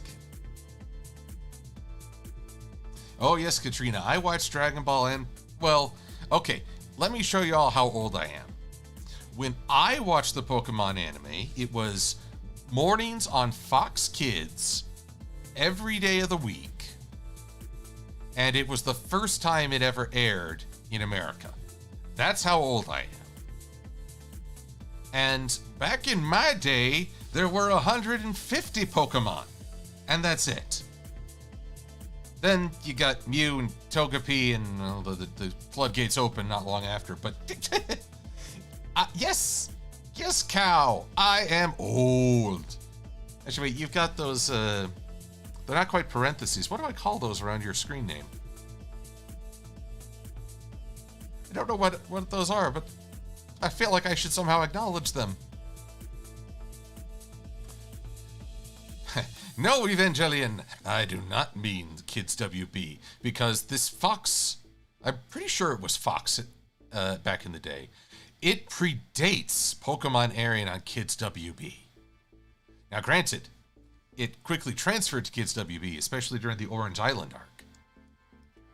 But for the time being, it was, as far as I know, a Fox claim. Oh, Nikki W., you were 6 to 7 years old. I was in high school. I'm old. I was in high school, Pokemon Fire Eevee. Think about that. I guess it is kind of funny. People are prudish about watching things outside your age group. Even my parents lovingly leaned in on me watching Power Rangers. I think because they knew that you're getting older, you have that phase where you're trying to figure yourself out. You can put down kids' entertainment. But the funny thing is that as you get older, you can pick it up again, and you realize that you're not less of an adult for enjoying it. If anything, I find that an adult who refuses to enjoy something childish is really a bore, and possibly a cruel person. So, how can I say it? Don't be afraid to put down something you love to explore older interests, and don't be afraid to pick it back up again later. You know what I find funny? There was a time in my life, as I was growing up, I was actually really sad that Transformers was gone, because it was like my childhood entertainment. I had no idea Beast Wars was coming, or that it would become the nostalgic powerhouse to the point where I don't think Transformers will ever truly stop. There'll always be fans creating their own versions of the toys even. Oh. Yes, Pokemon Fire Eevee. I like Yoshi. I played the original Super Mario World on an N64. Although, well, I'll divert very quickly. But I want to answer Blue Griffin real quick. Yeah, there is a C.S. Lewis quote that I love. When I became a man, I put away childish things, including the need to act like an adult and feel very grown up. I'm paraphrasing to an extent, but that's the gist, and that is one of the best quotes I've ever heard. And a very insightful view in my eyes. Now, back to Yoshi. What everyone else might not know, what again is sort of a privilege or a perspective of growing up during Mario's release. No one knew how Yoshi really talked. There was a Super Mario cartoon where Yoshi had sort of chibi or childish speak. It was sort of broken English. There was a Super Mario manga where all he said was his name. Yoshi, Yoshi, Yoshi. In fact, the entire Yoshi clan just said that. There was a swindler who offered a translation book, but it was just Yoshi, Yoshi, Yoshi. You get what you pay for, I guess. And then there were Choose Your Own Adventure Super Mario books, where Yoshi just made weird sounds like glorp. So for the longest time, I had no idea how Yoshi talked. These days, you can actually hear him, ta-dam, and making sounds. Then again, you hardly know how any of the Mario characters really talk. So it's kind of funny. One of those nostalgic questions no one ever bothered to answer. How does Yoshi really talk? Then again, I watch a cartoon with magical talking horses. Have I have any right to critique? The answer is yes. I believe that the act of being an individual gives you the right to chime in with your reactions, which can be seen as critique. Is it a constructive or relevant critique? That's a little harder. Everyone has an opinion by virtue of their individuality. Whether or not that opinion can help articulate an idea is a greater struggle. Also, Hossman 00312, thank you for following. Greatly appreciated. Oh, and I never thanked Kenny Arcapone 197 for hosting, as did Venpai. And 3 days ago, MJS Film Co. and Sunmaster followed. Also, Space Fan.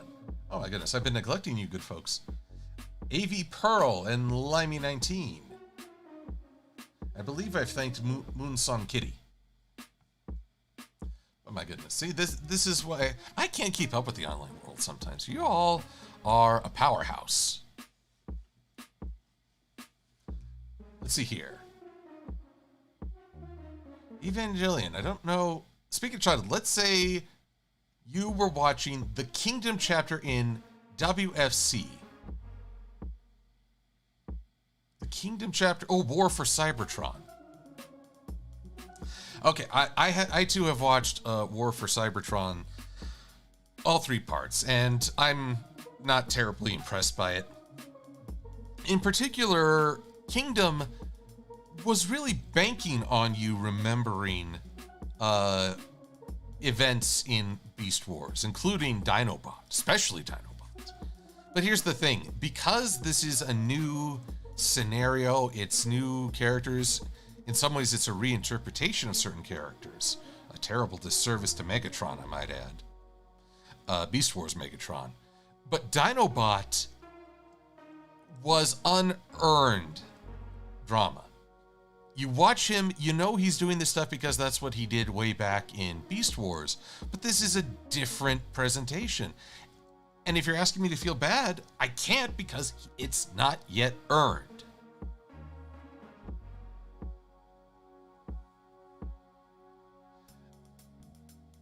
Let's see. Oh, actually, this ties in, though, to Champ to Stay's question. What was the last cartoon character you ever expected to swear? Okay. Okay, first off, my latest follower, I think you do yourself a disservice with the screen name. Some random dumb person. I'm willing to bet you are neither. Okay, you can be random, but you're not dumb. And Bot604, thank you for following as well. But, I gotta say, how do I put it? I do self-deprecation.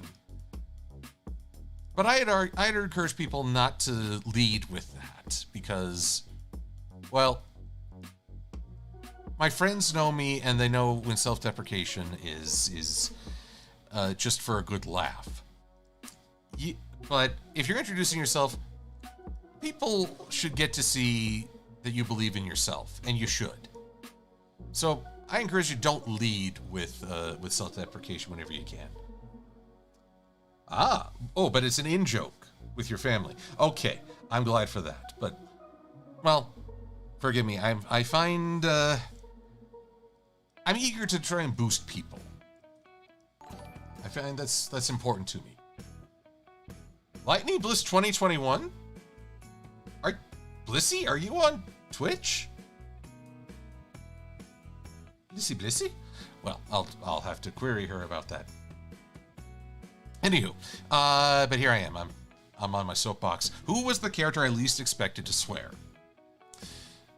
I remember when Who Framed Roger Rabbit came out, a lot of people listened to Donald and were worried he was saying terrible things. I don't know if that's the case. I never really followed up on that debate, so I'm going to leave that be for right now. But since we're talking about Transformers, I'm going to say Spike in the Transformers movie, because this actually highlights something that was drilled into me as a kid. My family puts a lot of power in, how shall I put this, in words. And the more casually you use a word, the less power it has. Ergo, a curse doesn't mean that much if you use it all the time. Now, when did Spike curse? During the 1986 movie, the World Eater Unicron has just eaten Moon Base 1. And I don't mean just the base, I mean the entire moon. Actually, he's just made a feast of Moon Bases 1 and 2. 2 moons. So, 1, Cybertron now has no moons. I hope it doesn't have a tide. But they just blew up the moon base trying to kill this monster planet. And it doesn't have a dent. It doesn't have a scratch. So what does Spike say? Oh shit, what are we going to do? Now I ask you all, is that not an appropriate reaction? You drop a pencil. It's not a curse-worthy event. Pick it up. Get on with it. Giant eldritch horror from the stars has just eaten your home and is about to eat you. I believe you're allowed a little profanity. You're allowed to throw out a few expletives. No one should judge you for that. Now, as far as I remember, they edited that out. It was done to give the movie an PG-13 rating. Just basically make it not G, so it seemed more edgy. Kids wanted to go because it would make them feel grown up to hear this. Then they would get mentally scarred as they casually kill off characters you knew. But I'm going to say it. Save your curse words for when you really need to express anger or shock or desperation. If I curse, people will take notes. If some random bozo who uses it 50 times on the internet chat curses, people will tune it out.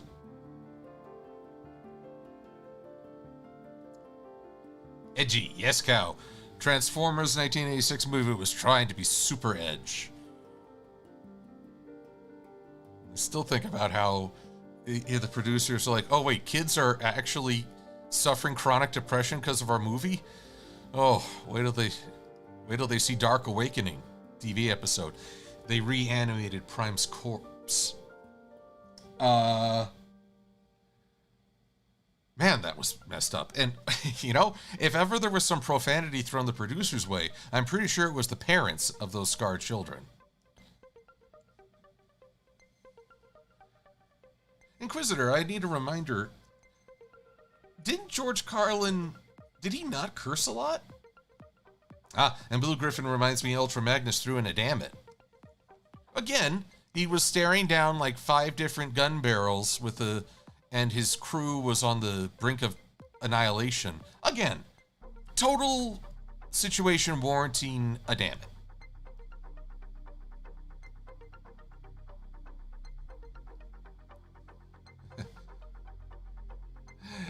Yes. Unlimited Rabbit makes the excellent point. For a character that they wanted to kill off so they could sell other toys, Hasbro has since gone back and revisited Prime ad nauseum. I mean, don't get me wrong. I loved Optimus Prime as a character. As kind of a father figure. I mean, I love my father. It's not an either or, but he was the dad of Transformers, and killing him off was such a poor.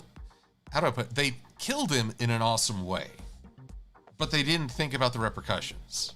They didn't appreciate his presence in the audience's lives, and that was their mistake. Now it's weird that they kill Prime casually, and it doesn't have as much impact because he's coming back.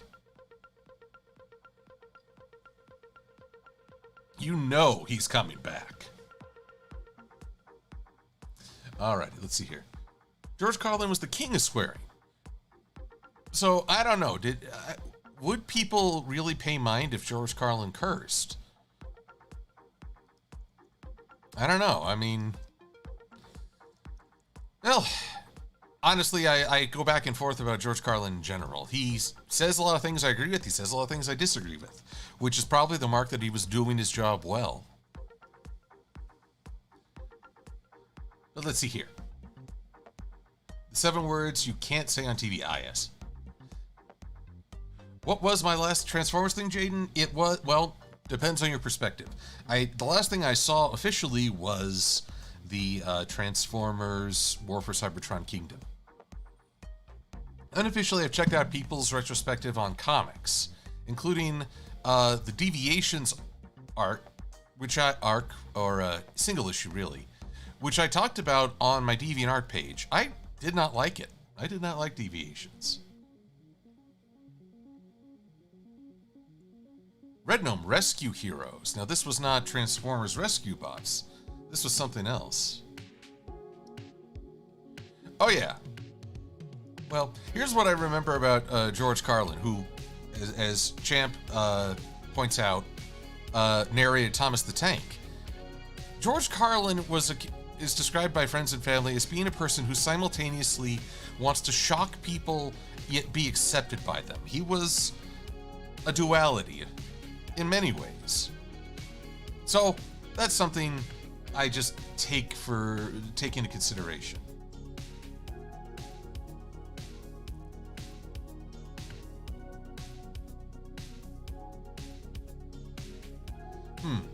Inquisitor, I've not heard of You're All Diseased. Now granted, my musical choices have expanded to a song called This God Is Dead, which is not as terrible as it sounds. I will have to scope out this Y'all Are Diseased. But not y'all. Wow, that's gonna be taken. Thanks, Inquisitor. I probably just said something that can be taken out of context. Woohoo! Let's see here. But man, I got on quite a bit of a tangent here. Transformers tangents, the best kind. I will always have a soft spot for Transformers, and well, how do I put this? Way back in my day, this is more a condemnation of my generation. There was that rhetoric of Transformers are for boys, My Little Pony is for girls. If you watched anything for girls, well, here's the truth. I think I can speak for my generation. All boys watched something for girls. We just didn't talk about it. Nowadays, I feel like people can have a little bit more freedom to watch what they like rather than what's expected. But I also find it really healthy when you enjoy sort of a duality. You've got the Transformers. War. It is a full-on war. For Cybertron, for Earth, to destroy the evil forces of the Decepticons. And then you've got My Little Pony, where conflict is resolved through friendship and emotion and often healing of wounds. And sometimes there's overlap. Transformers, especially in the IDW comics, has dealt a lot more with mental approaches and the toll of war, especially one as eternal as the Transformers. And to go even further, you've got fans who are both enjoy My Little Pony and Warhammer, Games Workshop's ridiculous policies notwithstanding.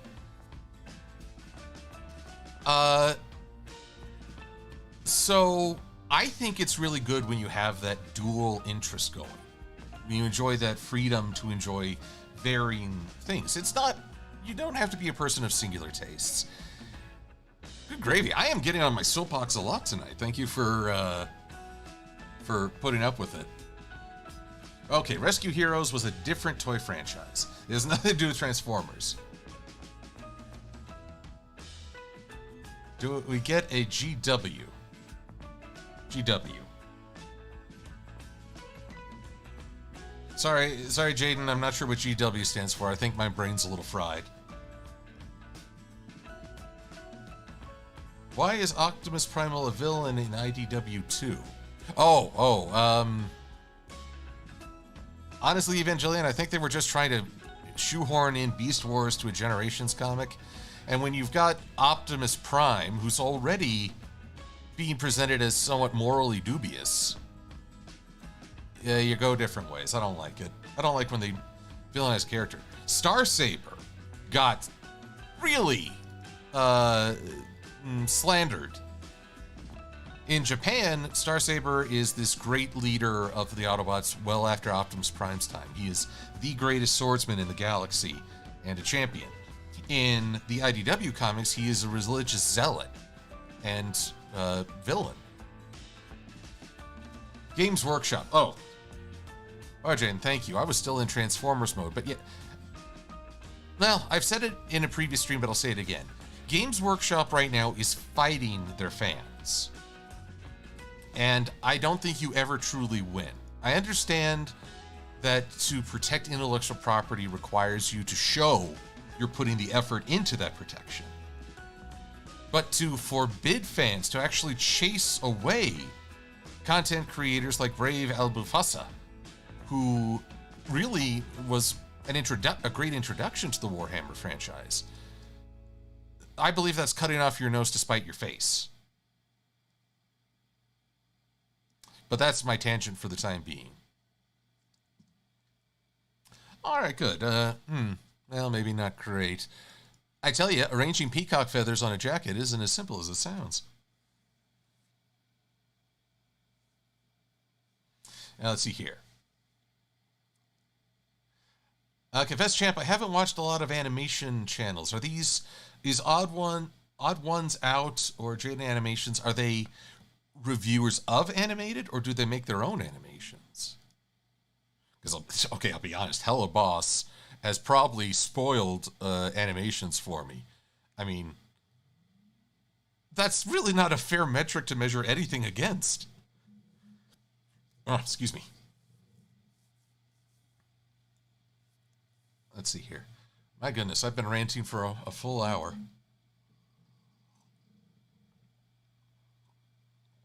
Now, let's see here. Is there any... Oh, you know what I have still failed to cover? Hooves Line at Everfree Northwest. I want to say Invisible was part of his screen name.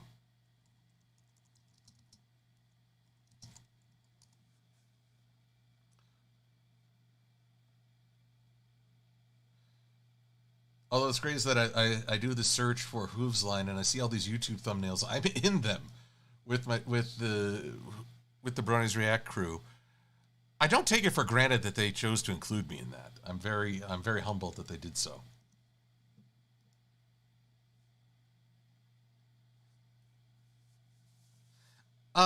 Elizabeth Snowbell, I am familiar with Ultimate Muscle, but I only got to see a little bit of, again, the 4Kids dub. So, and from a excerpt I read of Shonen Jump, it took a lot of liberties again. To give some context, a character who was apparently 2 biceps with eyes, they presented as Monsieur Cheeks, a French guy with an actual tuchus for a head.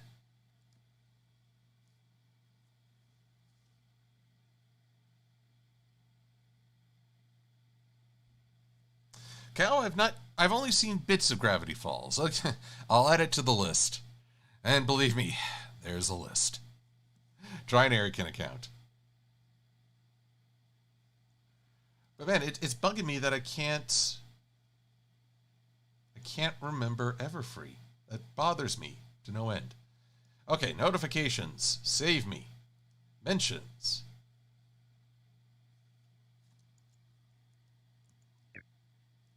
Oh, well, you hear me going beep. Though there's a lot of people saying, oh my God, curse you, I'll get the check next time. But you won't. I won't. I will not allow it. That's right. Folks really chimed in on my request for spoilers. That's great. That's perspective I wouldn't have otherwise. But gosh, double darn. This fellow was such an excellent pianist and providing musical support. I can't stand not knowing. Or forgetting. I'm forgetting. That's my weakness. When you get involved in something and you just get all in, but then your mind becomes a bit more putty. Come on, whose line?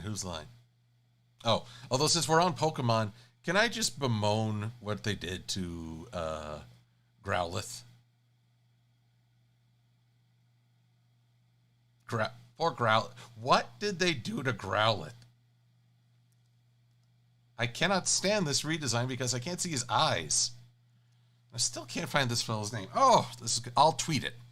I will tweet it later on tonight when I find the proper name because otherwise I feel like I'm not giving an artist their proper credit. And it's just about time for me to call it good anyway because it's been a full day. It's been 2 weeks and I'm going to get to throttle down a little bit this weekend. But getting to talk with you is a wonderful way to start that weekend. Now, but wait. Prism Shard. Ash Ketchum cannot be canonically 20. That seems physically impossible. I gotta ask for your sources on this canonically because what was he, 10 when he started? Tell you one thing, Pokemon is a much more innocent universe where someone can go on a journey that long. Check Twitter, Little Heart says. Check the Twitter. I'm checking the Twitter. There are notifications. Ooh, Little Heart's been hard at work. Oh. Let's see here. Let me save this real quick. Oh, wait, this is more of your excellent wood burning. But no, I shan't be distracted from my ravings. Ash Ketchum, 20 years old. Dude is overdue for a growth spurt then. No lie. But I don't know if you guys have seen Arcanine, Growlithe. Presented as more, I believe, a Chinese fire dog. I don't know the proper term, not a Kirin. But I miss seeing its eyes. I miss that it doesn't look more like your average pupper. But let us pause to appreciate Little Heart and their work on what I believe is another wood burning, which is an art form, like Earth Pony Creations does it. Stumped. But it's a very complex art piece. Even though it looks simple, I have no doubt that this takes a lot of time, energy, and focus. So, that looks quite wonderful.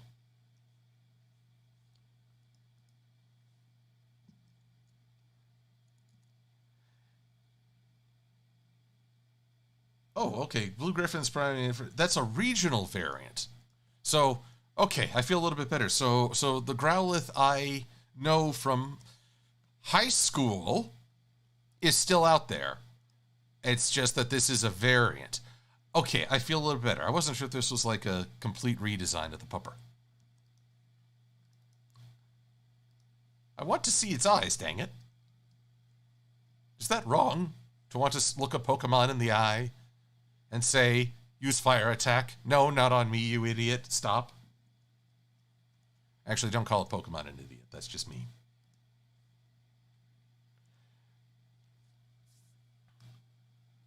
Let's see here. More like 80 to 90, Katrina says, if I count all the games and shows. Ugh. Don't know if I can.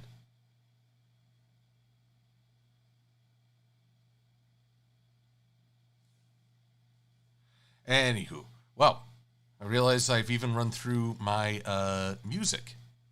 Okay, but you all have seen at least the start of this peacock jacket. And really, from this point onward, it's just drawing additional shapes and clipping it. I will post the completed Silver-Quill on the Twitter. And Little Heart, I will retweet your Pokemon tribute. But I should call it good because there's always the temptation to keep going. Red Gnome, I am not even going to try to name all the Pokemon now. I don't even know where to begin. And no, Hallie, my voice isn't musical enough. I try to be soothing, but you hear me sing, and I'm pretty sure your aggression levels will skyrocket. Anywho. So, everyone, thanks for hanging with me tonight. Thanks for helping me recount wonderful times at Everfree and times with friends. I'm going to look forward to times with friends as we are able to reclaim the outdoors, the ability to go forth again.